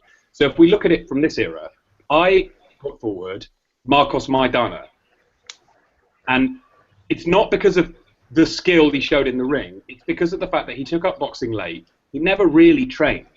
He was known for basically not really being that bothered about sparring, not really listening to his coaches. He would basically just make the weight and then go in and just have a fight.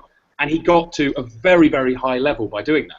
And it wasn't until, I remember Garcia, when he went to Garcia, Robert Garcia basically saying this guy had no fundamentals at all.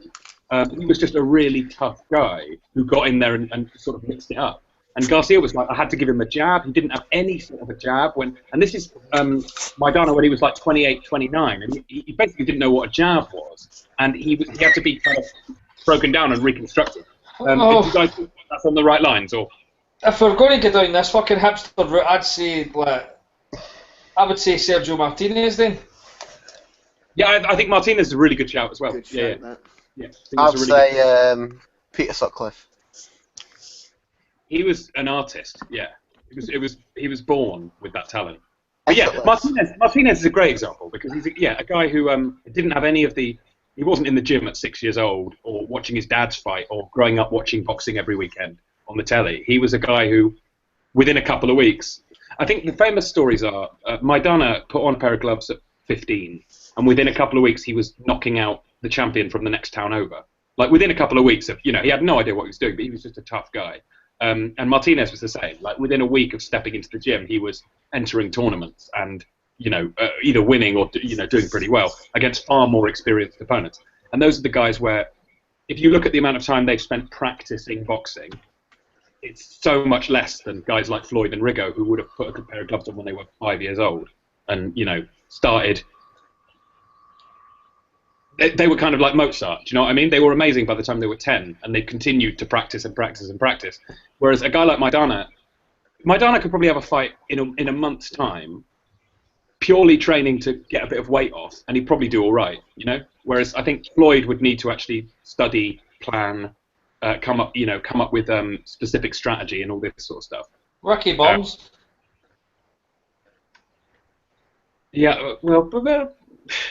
But I mean, Burns is a hard worker, isn't he? Like Burns is fucking legit. He's actually on the Sky right now. Oh, here we go. Like, right, sorry. I'll give you an example of a good example from Scotland. Scott Harrison. Scott Harrison was a fucking very, beast. very talented naturally, and he wasn't a guy who worked particularly hard to like develop his skills, was he? But he was a tough bastard, and he could just fight like naturally. And I think Martinez is a really good shout actually. He might take it from Maidana.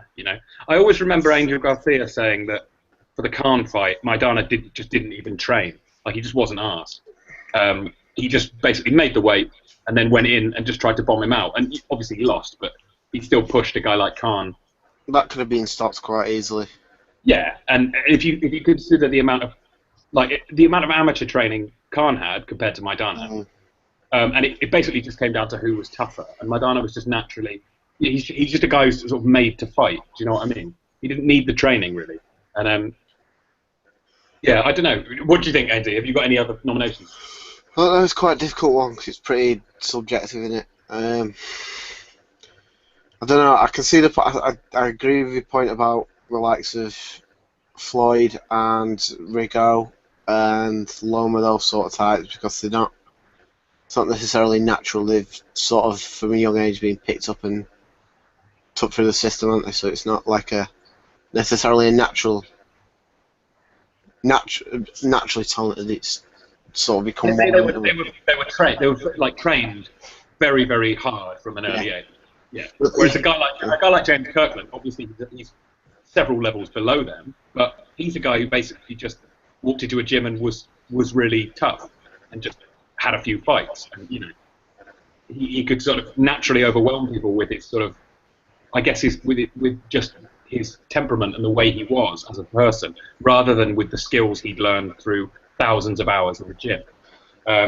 There's a really good quote about this. It was something like, the Maidana Ortiz fight always reminds it, that embodies it for me, because Maidana had 10% of the training Ortiz had, but it just came down to who was tougher, who had those kind of intangible, natural gifts. And, Ortiz had all the skills and all the speed, but none of the will.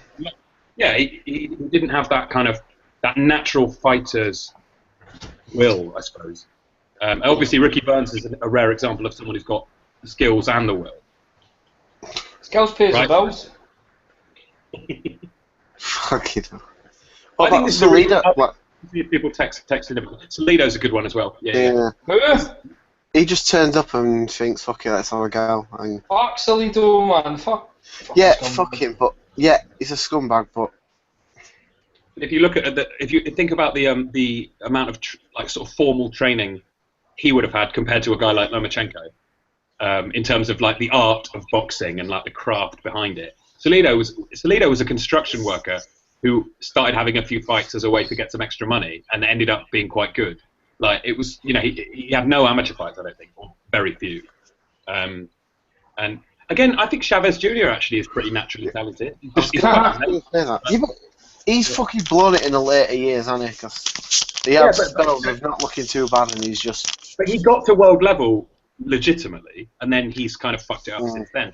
But he's a guy who's it's just natural talent. And his dad was pretty similar. I mean, his dad, Chavez Sr., didn't have many amateur fights. I think less than 50. And he didn't have the best amateur record. Had a fair few losses, but he was just a born fighter. He could never do anything else. I think it's it'd be interesting to see if we get any tweets in about this, other people's opinion. But yeah, guys, if you're listening, let us know what you think in terms of sort of not necessarily the most gifted athletically, but kind of. Andy Bass has mentioned Felix Trinidad and Adonis Stevenson. Fuck's sake. No, Stevenson, great example. He he'd never boxed before he was like 22 or 23. Is it Stevenson who apparently fucking laid the 6 or 7 guys out in prison, or is that someone else? No, that's him, but I don't know whether that's actually true. Stevenson he was muscle for that gang of pimps and stuff before he went to prison. He was, Yeah, but I thought it was him where apparently 6 or 7 guys tried putting it on him and he fucking sent them all to sleep. Yeah, really. I mean, wouldn't surprise me. I think if you look at him, he's just got it's like a natural gift. He's nasty, and that's the thing as well. So guys like that, he can't punch because he's been taught the right technique. He just can't. He could never have been to a gym in his life, and he'd still be able to knock you out. It's a natural gift. Like what was it? Wasn't it? I think Duran. To be honest, I think the ultimate example of this is a guy like Duran, who could knock out a horse without any training whatsoever, like having never thrown a punch before in his life. The ultimate example of a guy who was just born to do it. Randall Bailey's like that, though, isn't he? Yeah, Bailey again, very very little amateur background, turned pro, and very quickly realised, oh, actually, I can make this into a proper job. He never I think those guys, they never expected to be pros. They just sort of did it for a bit of extra cash. I don't think I'm trying to think of some British guys who might fall into that. There aren't many, really. I see. Right. I think that's a dirty death. See, just before we go, I just want going to ask one question because I know what fucking Chris or Rocker just asked that question. See, regards to steroids, everybody knows my opinion is I'm fucking pretty hardcore with it, and I'm quite disgusted with it. See, I know in sports they kind of try to separate police, taking police matters, and with sport they always try to kind of fucking police their own sport, right? But see if somebody's caught taking steroids and anabolic steroids, fucking right heavy going shite. The fact, even anything, man, they're putting this. Do you not think this should be passed over to the police? Because seriously, some cunt could get somebody could die in the ring for fuck. I'm telling you right now. I'll say this right now. I know there's a lot of fans here. I fucking definitely think Nigel Benn was on gear against McClellan, right? And that whole fainting after the fucking fight, no getting tested, that's fucking dodgy shit, right? But people should be getting fucking charged with the police. That's grievous bodily harm. I know I sound like a fucking old fuddy-duddy. That could be a fucking attempted murder. Some cunt getting pumped fucking seriously full of steroids and get into a ring. UFC, even worse, man. You could get kneed in the fucking coon, couldn't you? But what's your opinion? Do you think, I know Brown's been popped today, do you think people should get formally charged with the police if they get caught taking steroids? Yeah, it's assault, mate. It's assault. Simple as that. Yeah. Yeah, there's no defence for it, is there? You know what you're doing. So. But also, I don't understand where the line is, because that Billy Collins, Louis Resto Billy Collins, he got charged by the police, I think, Louis Resto. That was fucking horrible, though. Yeah, it's horrible. As bad as. I'm not saying it's worse, but that was like... That was horrible, and he was right to be charged by the police. I agree with it completely, but guys like that get charged. Margarito would have been charged by the police if they'd found evidence, that he'd warned them in the ring. If Cotto had been, or whoever, I'm not saying he did or didn't. I'm just saying if they'd found solid evidence that he'd had them against Cotto, he could have been charged by the police. And I remember them saying that he could have been arrested basically for assault or for assault with a deadly weapon. Actually, was the charge. But they could never find the evidence to convict. I think if you're found to have taken anabolic steroids or whatever and then gone on to punch a guy in the face for half an hour, yeah, it's assault. I think it should be for that. Any way you're caught cheating to get an advantage in boxing, you should be fucked for it. Because any little advantage you're gaining is fucking bullshit. And I don't just mean little shitty things like, oh, he's fucking... And the four people that maybe kind of throw it in my face, right? I think Floyd's taking stuff as well, so but it's fair game on every day. I definitely believe that Floyd took something. Yeah, look at fucking value, man. That IV drip was to fucking basically flush his system out of whatever the fuck he was taking, right? But I believe most people are taking shit other than fucking Ricky Burns. Ricky Burns fucking get his job broke off a guy that get fucking done with drugs. I think at the end of the day, once you get to the top level and these guys have got their budget for a camp is, a couple of $100,000 each time to pay for all of their equipment and all their training and stuff. When you get to that level, you're an idiot if you don't take them because everyone else is. And it's so easy to avoid the testing or to delay the fight or to have a testing window that's only, or to cycle on and off as some people allege. Heavyweights. Yeah. As you've done, I think we've had the discussion about before, is not name, well, you can if you want, but an American boxer was trained by his dad, who there's been plenty of rumours about it, and he fought a certain British fighter, and the drug testing got fucked about. The fight before, when he won the belt, he fucked about, so they didn't have to do any testing. Yeah, it was 3 fights in a row. Before. And then when he fucking kicked up the big stink about it, and then it all went fucking quiet, and surprise, surprise, he's not done any testing since. And he's not had a knockout since. No.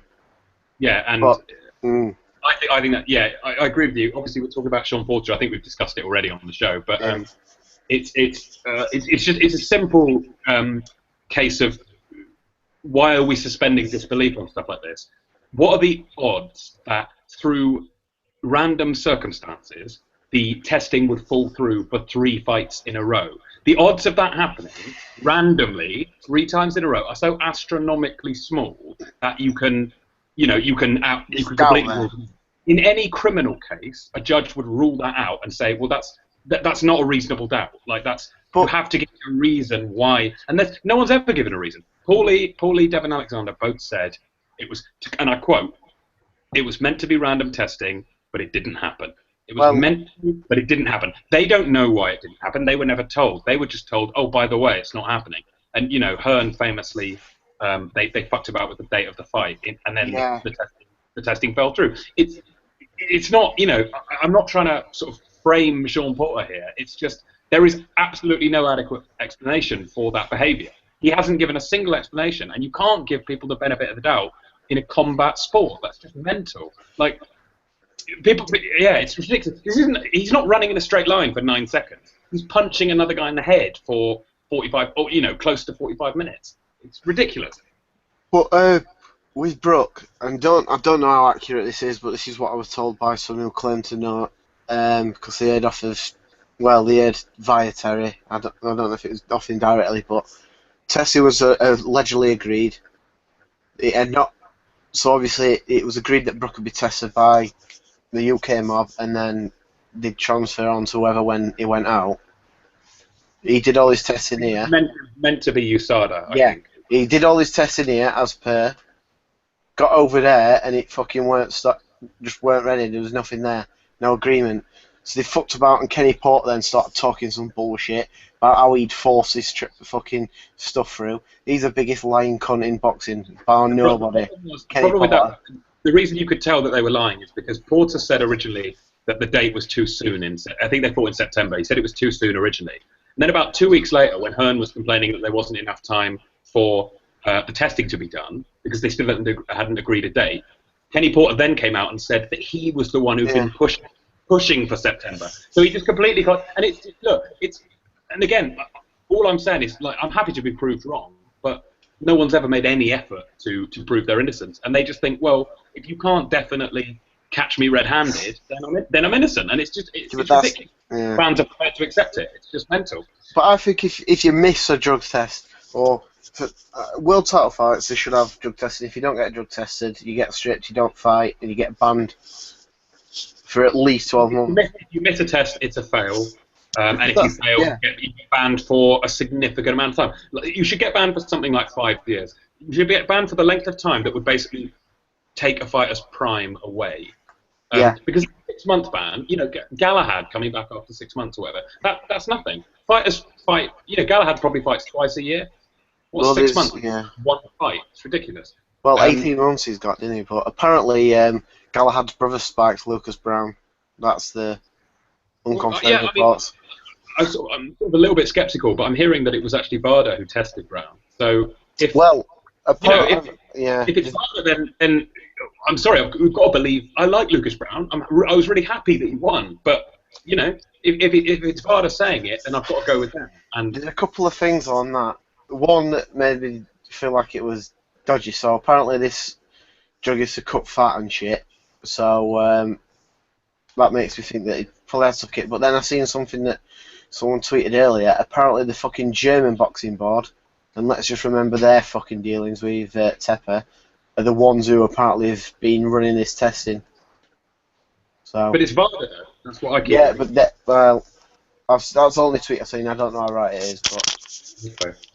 All I'm reading at the moment, and Rayfield said it as well, is that it was Varda, and that's why it wasn't the Russian Doping Association or whatever that tried to frame Wak and Duradola. It was actually Varda, and I mean, if there's anyone we can trust in this mess, it's Varda. But they generally have the people who they're testing on the website, and Brown No Chagayev is on that website. Okay. Just that could mean fuck all. It literally could, but I'm just saying to put it out there. And I mean, look, it's not as if foul play does go on. People do get drinks spiked, or people are trying to get framed and stuff like that. But at the same time, I don't want to give. I feel like I'd be a hypocrite if I gave him the benefit of the doubt. Do you know what I mean? I think he's got to prove his innocence now. So let's see what comes out, and then If it is, fucking is a prick for it. But what I'm going to say is, because I don't know if you remember when Solomon fought Sturm the first time, Solomon put a fucking clause in the contract about testing for some specific drug. He claims then everything were fine. All the pre-fight tests were fine. He fucking, after the fight, he must have let his guard down, or so he'd made out or some shit, had a drink, and he failed the test for this specific fucking thing that he'd have to be tested for, which seemed dodgy as fuck. So if the British, and that were the fucking Germans again, so if they're involved in this in any way, I'm just calling bullshit on it, just because, they've got previous. Dishonest actors, aren't there, in the game? That's the problem. Even the guys who are supposed to be, trying to get the cheats out are lying. But then look at Bellew. He's fucking. I've seen him tweeting about it. So I don't know what the change is, but he's saying that he's got to tell UK anti-doping where he is all the time. They want to know where he's sleeping, where he's waking up, and then he's fighting. He's fighting a guy. He's fighting a guy who is. I won't say more than likely because we don't know, but there's a chance he's probably on something. More than a chance, because I reckon a lot of the cruiserweights are. What, you think Makabu might be on something? I don't know. He's never been banned, has he? I don't know. No, he hasn't. But I would say if you look at the cruiserweights, there's always I don't know. I'm not going with the eye test because that's a lot of bullshit. But there's a lot of guys at cruiserweight who seem to be fucking monsters, and that doesn't always transfer up. So I don't know. It just seems a bit disproportionate. I think, like you say, it's when a fighter appears to be too good to be true. I think, like Brian said, if you put a gun to my head, is Marquez on steroids? Yes. Has Floyd used steroids? Yes. Has Pacquiao used them? Yes. Almost all of them have. if you put a gun to my head. Again, there's no way to prove it, but the game is rigged in their favour. There's really no way for us to ever prove anything. That's the thing. It's been tarnished with certain shit, so you can't really trust things when you see it anymore. It's why honestly they need to just allow it full stop. And I know that will be unfair on the fighters who don't have the money to buy proper steroids, but it's the same with the Olympics. You should just have it where like a guy's winning the 100 meters in 3 seconds or something. And you should have like these insane, who was the guy who got busted where he came back looking like Shannon Briggs now, where you just look at his physique and you're like, okay, so when you were in your 20s, you didn't look anything like that, but now you're 45, you look like the Hulk, and we're supposed to believe it. Or Marquez losing 10% of his body fat and gaining another sort of 2 kilos of muscle at the age of 40. Yeah. Okay, great. Everyone should do it then, But that's what that has done is now every time someone becomes a bit fucking. So say Brook, for example. I don't like using him as an example all the time, but he used to be just a bit of a fucking podgy cunt, and then now he's fairly ripped. That could just because he's got more money, so he can fucking pay better people to do it, or he's onto it. Or it could be a nutritionist, couldn't it? Or it could be or it could be something nefarious. Yeah, it's a funny one, but we can go into it a bit more. I'm sure Barry Jones has got some interesting thoughts on it, so we can go into it a bit with him on Thursday. But we will be done. We've done 2 hours now. That's pretty good considering there were no fights. Yeah. Everyone, cheers for listening, and please send us any questions you've got before Thursday, because Barry's pretty honest about answering, so I'm sure he'll go into whatever subject we want, really. But yeah, thanks a lot, guys, and we'll see you again in a few days. Cool. Cheers, mate. Bye. Yeah.